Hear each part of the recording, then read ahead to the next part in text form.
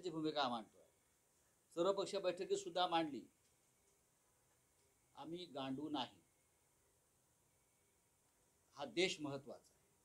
या देशावर जर नुसते बोलघोडे राज्य करणार असतील, चुन चुनके मारेंगे, घर में घुसकर मारेंगे, ये करेंगे, आणि तुमचे प्रधानमंत्री 8-8 तास नटनट्यांमध्ये राहतात, काय की नाही काय दुःख चेहऱ्यावर.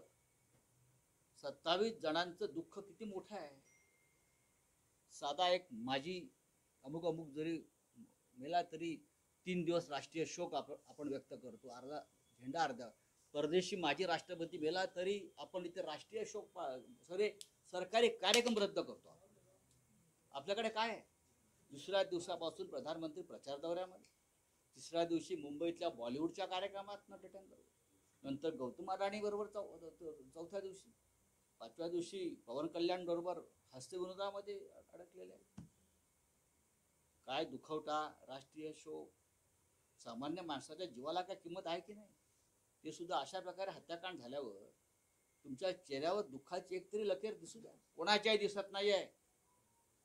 ज्या पद्धतीनं पुलवामात हत्याकांड झाल्यावर भाजपच्या चेहऱ्यावर मला दुःख दिसलं नाही, मोदींच्या चेहऱ्यावर मला दुःख दिसलं नाही, त्याच पद्धतीचं माझं म्हणणं आहे की 27 जणांच्या हत्याकांडानंतर भाजपच्या किंवा त्यांच्या प्रमुख लोकांच्या चेहऱ्यावर मला दुःखाचा, चिंतेचा लवलेश दिसला नाही. या देशाचं दुर्दैव.